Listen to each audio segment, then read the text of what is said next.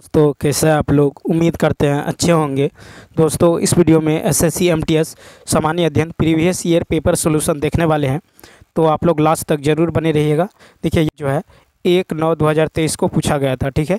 1/9/2023 को द्वितीय पाली में पूछा गया था, तो इस पेपर को आज हम लोग देखने वाले हैं, तो आप लोग लास्ट तक ज़रूर बने रहिएगा। यदि आप नए हैं तो चैनल को सब्सक्राइब कर लीजिए और बेल आइकन को प्रेस कर दीजिए और एक बार वीडियो को शेयर कर दीजिए। इसके अलावा यदि आप मैथ रीजनिंग इंग्लिश का प्रीवियस ईयर पेपर सॉल्यूशन देखना चाहते हैं तो आप प्लेलिस्ट के जरिए देख सकते हैं। तो चलिए शुरू करते हैं क्वेश्चन नंबर फर्स्ट से। देखिए क्वेश्चन फर्स्ट है कि निम्नलिखित में से कौन सा देश आईसीसी 2023 ओडीआई क्रिकेट विश्व कप की मेज़बानी कर रहा था। तो देखिए अक्टूबर 2023 में आयोजित आईसीसी 2023 ओडीआई पुरुष क्रिकेट विश्व कप की मेज़बानी भारत कर रहा था, ठीक है। यह पहला क्रिकेट विश्व कप है जिसमें भारत एकल रूप से मेज़बानी कर रहा था, ठीक है। इसके पहले 1987, 1996 और 2011 में क्रिकेट विश्व कप की मेज़बानी जो है भारत अन्य देशों के साथ संयुक्त रूप से किया था, ठीक है। तो इसका जो राइट आंसर होगा ये हो जाएगा बी ऑप्शन। देखिए इस विश्व कप में कुल 10 टीमें Bharat, Australia, England, Pakistan, New Zealand, Sri Lanka, Bangladesh, Afghanistan, दक्षिण अफ्रीका, नीदरलैंड भाग ले रहे हैं, ठीक है। जिसके बीच कुल 48 मैच जो है खेले गए हैं, ठीक है। आईसीसी 2027 ओडीआई पुरुष क्रिकेट विश्व कप की मेज़बानी ऑस्ट्रेलिया और न्यूजीलैंड करेगा, ठीक है।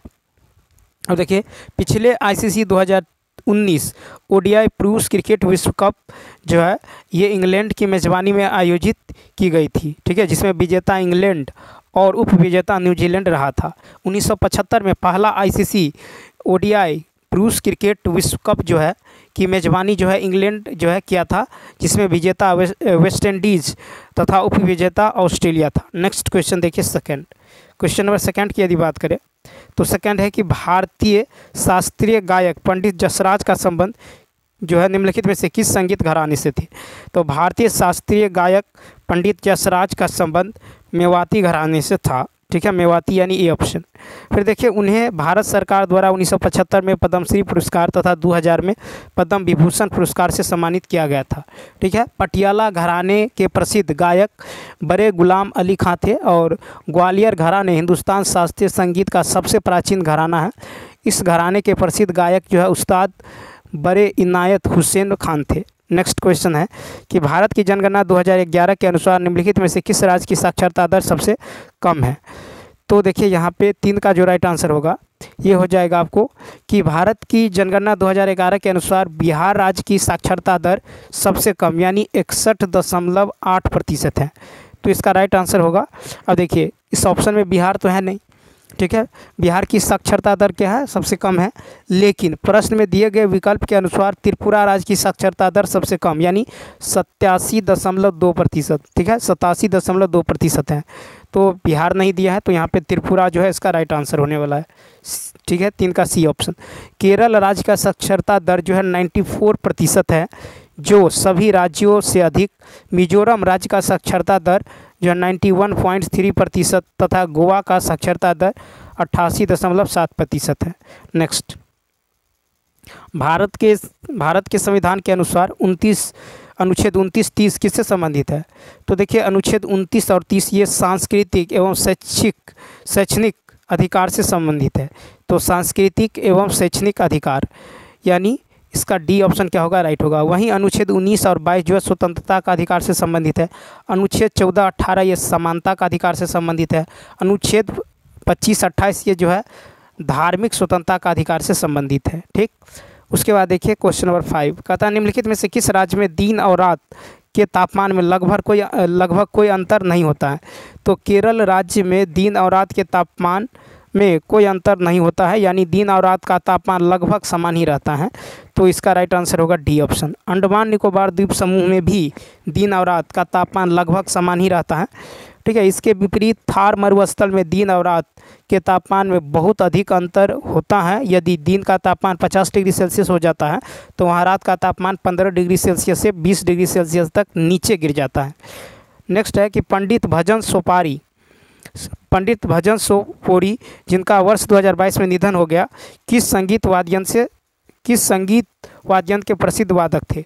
तो देखिए पंडित जो है भजन सोपोरी का निधन 2022 में हो गया, जो संतूर वाद्य यंत्र के प्रसिद्ध वादक थे।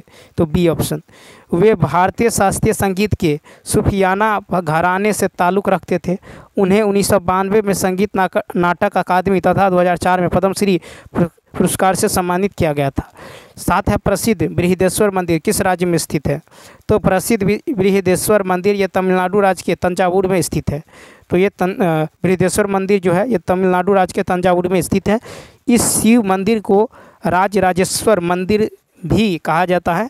यह समस्त भारतीय मंदिरों में से सबसे बड़ा और ऊंचा है।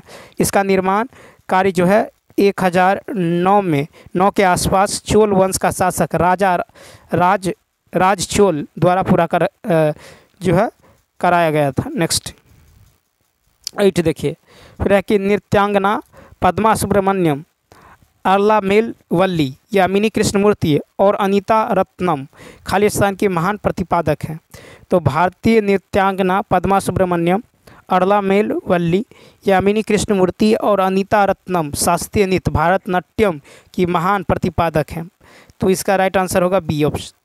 उसके बाद देखिए कि ओडिसी नृत्य के प्रसिद्ध नृत्यांगना माधवी मुग्दल, सोनल मानसिंह, किरण सहगल, संयुक्ता पानीगरी आदि है। कथक नृत्य के प्रसिद्ध नृत्यांगना सितारा देवी, शोभना नारायण, उमा शर्मा आदि है। मोहिनी अट्टम नृत्य के प्रसिद्ध नृत्यांगना कल्याणी अम्मा, रागिनी देवी, भारती शिवाजी आदि हैं। 9 देखिए, भारत के संविधान के अनुच्छेद 129 के बारे में निम्नलिखित में से कौन सा कथन सही है? तो भारत के संविधान के अनुच्छेद 129 के बारे में विकल्प जो है बी कथन सही है, क्योंकि अनुच्छेद 129 जो है भारत के सर्वोच्च न्यायालय को अभिलेख न्यायालय होने का प्रावधान करता है। सर्वोच्च न्यायालय का अभिलेख न्यायालय होने का तात्पर्य है कि सर्वोच्च न्यायालय की कार्यवाही एवं उसके फैसले जो है सार्वकालिक अभिलेख व साक्ष्य के रूप में रखे जाएंगे। इसके पास जो है न्यायालय की अवमानना पर दंडित करने का अधिकार है। तो इसका राइट आंसर होगा बी ऑप्शन, यानी यह जो है अनुच्छेद 129 यह सर्वोच्च न्यायालय को अभिलेख न्यायालय होने का प्रावधान करता है। नेक्स्ट देखिए 10 है कि निम्नलिखित में से कौन सा सरकारी बजट में पूंजीगत प्राप्ति का एक उदाहरण है? तो देखिए सरकारी बजट में पूंजीगत प्राप्ति का एक उदाहरण सरकारी बंधपत्र की बिक्री है। सरकारी बंधपत्र की बिक्री बी ऑप्शन। सरकार को ऐसी सभी प्राप्तियां जिनसे देयता पैदा हो या वित्तीय संपत्तियां कम हो पूंजीगत प्राप्तियां कहलाती हैं। ठीक है, उसके बाद देखिए क्वेश्चन नंबर 11। क्वेश्चन नंबर 11 की यदि बात करें तो 11 है कि वसुंधरा दोरास्वामी को किस नृत्य शैली के लिए वर्ष 2019 संगीत नाटक अकादमी पुरस्कार मिला है? वसुंधरा दोरास्वामी को भरतनाट्यम जो है नृत्य शैली के लिए 2019 का संगीत नाटक अकादमी पुरस्कार मिला है। तो भरतनाट्यम यानी डी ऑप्शन।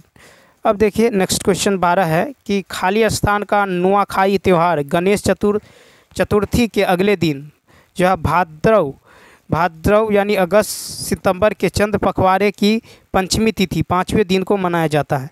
तो देखिए ओडिशा का नुआखाई त्यौहार गणेश चतुर्थी के अगले दिन यानी भाद्रव के चंद्र पखवाड़े की पंचमी तिथि को मनाया जाता है। तो इसका राइट आंसर होगा डी ऑप्शन ओडिशा। ठीक है, यह एक वार्षिक फसल त्यौहार है। 13 देखिए, कहता रॉबर्ट हुक ने कोशिका शब्द का प्रयोग किस वर्ष किया था? तो अंग्रेज वैज्ञानिक रॉबर्ट हुक ने कोशिका शब्द का प्रयोग सर्वप्रथम 1665 ईस्वी में किया था। ठीक है, उसने सर्वप्रथम कोशिका को कॉर्क की पतली काट में सूक्ष्मदर्शी की सहायता से देखा था, जिसकी संरचना मधुमक्खी के छत्ते जैसी थी। लेवेनहॉक ने 1674 में सबसे पहले उन्नत सूक्ष्मदर्शी से तालाब के जल में स्वतंत्र रूप से जीवित कोशिकाओं का पता लगाया। रॉबर्ट ब्राउन ने 1831 में कोशिका में केंद्र का पता लगाया और जेई पुरकिंजे ने 1839 में कोशिका में स्थित तरल जैविक पदार्थ को जीव द्रव्य का नाम दिया। ठीक, तो इसका जो राइट आंसर होगा ये हो जाएगा डी ऑप्शन 1665। उसके बाद देखिए नेक्स्ट है कि स्लाइडेन और स्वान नामक वैज्ञानिक ने कोशिका सिद्धांत दिया, जिसमें उन्होंने बताया कि सभी पौधे और जंतु कोशिकाओं से बने हैं और वे जीवन की मूलभूत इकाई हैं। नेक्स्ट फिर है कि निम्नलिखित में से red earth and pouring rain a novel पुस्तक के लेखक कौन है? तो red earth and pouring rain a novel नामक पुस्तक के लेखक विक्रम चंद्रा यानी भारतीय अमेरिकी लेखक है विक्रम चंद्रा, यानी सी ऑप्शन। फिर देखिए यह उनका पहला उपन्यास है जिसने 1966 में सर्वश्रेष्ठ प्रथम पुस्तक के लिए राष्ट्रमंडल लेखकों का पुरस्कार जीता है। यह उपन्यास जेम्स स्किनर की आत्मकथा से प्रेरित था, जो ब्रिटिश भारत की बंगाल सेना के एक एंग्लो इंडियन सैनिक थे। नेक्स्ट 15 है कि अप्रैल 2023 में तमिलनाडु ने निम्नलिखित में से किस पर प्रतिबंध लगाने वाला एक विधेयक पारित किया है? तो अप्रैल 2023 में तमिलनाडु सरकार ने ऑनलाइन जुआ पर प्रतिबंध लगाने वाला एक विधेयक पारित किया है। ठीक है, तो सी ऑप्शन। फिर देखिए नेक्स्ट है कि क्वेश्चन नंबर 16 है, निम्नलिखित में से सचिन तेंदुलकर की आत्मकथा कौन सी है? तो देखिए 16 का जो होगा ये होगा सचिन तेंदुलकर यानी पूर्व भारतीय क्रिकेटर है। इसकी आत्मकथा है प्लेइंग इट माई वे। क्या है? Playing it my way, playing it my way यानी बी ऑप्शन। ठीक है, प्लेइंग इट माई वे ये सचिन तेंदुलकर जी का है। उसके बाद देखिए अनब्रेकेबल ये आत्मकथा जो है मेरी कॉम भारतीय महिला मुक्केबाज की है। सोनू सूद का जो अभी फिल्म अभिनेता है सोनू सूद, इसका जो आत्मकथा पुस्तक है ये आई एम नो मसीहा है। ठीक है, पीवी रघुनाथन ये भारतीय इंजीनियर है, इसका आत्मकथा है माई मेनी सिस्टर्स विद गॉड। ठीक है, नेक्स्ट निम्नलिखित में से किस अंतरण जो है अदायगियों को सर्वोत्तम रूप से परिभाषित करता है? तो देखिए इसका जो राइट आंसर होगा कि बिना किसी संगत वस्तुओं या सेवाओं के उत्पादन के सरकार द्वारा व्यक्तियों की किया गया भुगतान।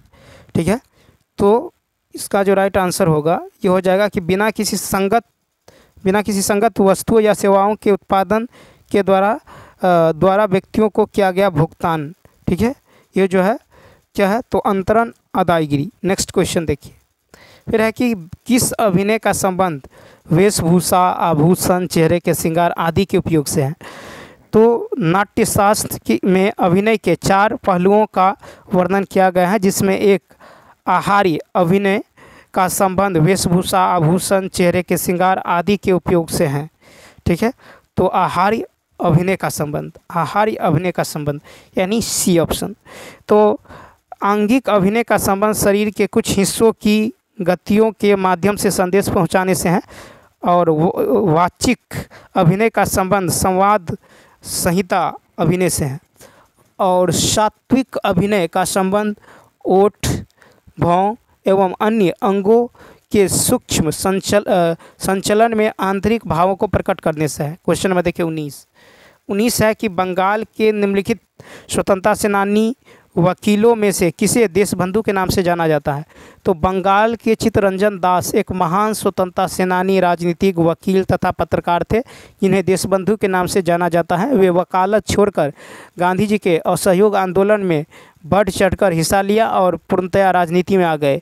1922 ईस्वी में उन्होंने बिहार के गया में कांग्रेस के 37वें अधिवेशन की अध्यक्षता की थी। 1923 में चित्तरंजन दास और मोतीलाल नेहरू ने कांग्रेस खिलाफत स्वराज पार्टी की स्थापना की। इसके अध्यक्ष चित्तरंजन दास थे और मोतीलाल नेहरू इसके सचिव में से एक थे। तो इसका राइट आंसर होगा चित्तरंजन दास यानी ए ऑप्शन। निम्नलिखित में से कौन सा दैनिक वायुमंडलीय मौसम परिवर्तन से संबंधित है? तो देखिए क्षोभ मंडल में ही मौसम परिवर्तन से संबंधित घटनाएं होती हैं। तो ए ऑप्शन। क्षोभ मंडल वायुमंडल का सबसे निचली परत है, जिसकी ऊंचाई सतह से लगभग 13 किलोमीटर है। इसी परत में धूलकण तथा जलवाष्प मौजूद होते हैं। इस परत में प्रत्येक 165 मीटर की ऊंचाई पर तापमान 1 डिग्री सेल्सियस घटता जाता है। इस परत की मोटाई विषुवत वृत्त पर सबसे अधिक है। जैविक क्रिया के लिए यह सबसे महत्वपूर्ण परत है। 21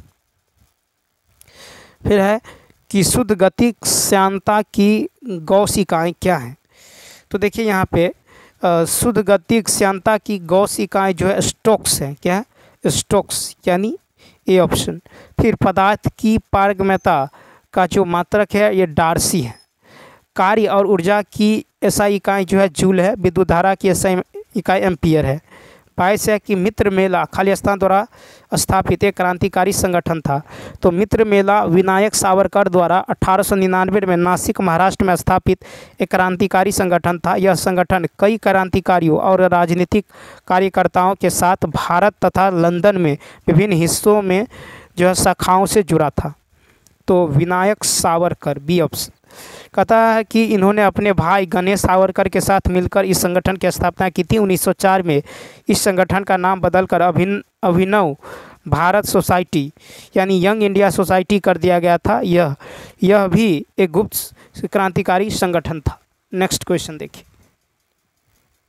नेक्स्ट है कि निम्नलिखित में से किस राज्य ने 54 वर्षों के अंतराल के बाद मार्च 2023 में रियाद में खेले गए संतोष ट्रॉफी जीती हैं? तो कर्नाटक 54 वर्षों के बाद पहली बार मार्च 2023 में रियाद सऊदी अरब में खेले गए संतोष ट्रॉफी जीत ली है। ठीक है, तो ये हो जाएगा आपको अब कर्नाटक डी ऑप्शन। फिर फाइनल मुकाबले में कर्नाटक ने मेघालय को 3-2 से हराया। मेघालय पहली बार इस प्रतियोगिता के फाइनल में पहुंची थी। वर्ष 1941 में शुरू हुई संतोष ट्रॉफी एक फुटबॉल प्रतियोगिता है। 24 नंबर है कि निम्नलिखित में से किस स्टेडियम में ओडीआई क्रिकेट विश्व कप 2011 का फाइनल मैच खेला गया था? तो 24 का देखिए तो होगा ओडीआई क्रिकेट विश्व कप 2011 का फाइनल मैच मुंबई के वानखेड़े स्टेडियम में भारत और श्रीलंका के बीच खेला गया था। तो वानखेड़े स्टेडियम। फिर है कि भारत ने यह विश्व कप श्रीलंका को 6 विकेट से हराकर जीत लिया था। इससे पहले भारत ने 1983 में वेस्टइंडीज़ को हराकर विश्व कप जीता था। फिर है कि ईडन गार्डन्स यानी कोलकाता, फिरोज शाह कोटला स्टेडियम, नया नाम अरुण जेटली स्टेडियम दिल्ली तथा DY पाटिल स्टेडियम मुंबई थी एक क्रिकेट स्टेडियम। नेक्स्ट 25 नंबर देखिए। 18वें आवधिक श्रम बल सर्वेक्षण के अनुसार शहरी क्षेत्रों में महिलाओं जो 15 वर्ष और उससे अधिक आयु के बीच बेरोजगारी दर जनवरी मार्च 2023 में घटकर कितना हो गई है? तो देखिए 18वें आवधिक श्रम बल सर्वेक्षण के अनुसार शहरी क्षेत्रों में महिलाओं के बीच बेरोजगारी दर जनवरी मार्च 2023 में घटकर 9.2 हो गई है। 9.2 यानी इसका बी ऑप्शन क्या होगा? राइट होगा। इस सर्वेक्षण के अनुसार शहरी क्षेत्रों में पुरुषों यानी 15 वर्ष और उससे अधिक के बीच बेरोजगारी दर जनवरी मार्च 2023 में घटकर 6.0% रह गई है। ठीक है, तो चलिए दोस्तों इस वीडियो में इतना ही। यदि यह वीडियो अच्छा लगा हो तो लाइक, शेयर और सब्सक्राइब करना ना भूलें। साथ ही साथ कमेंट करके बताएं यह वीडियो आपको कैसा लगा। ठीक है, इसके अलावा यदि आप मैथ, रीजनिंग, इंग्लिश का प्रीवियस ईयर पेपर सॉल्यूशन देखना चाहते हैं तो आप प्लेलिस्ट के जरिए देख सकते हैं। तो चलिए मिलते हैं नेक्स्ट वीडियो में। Thanks for watching.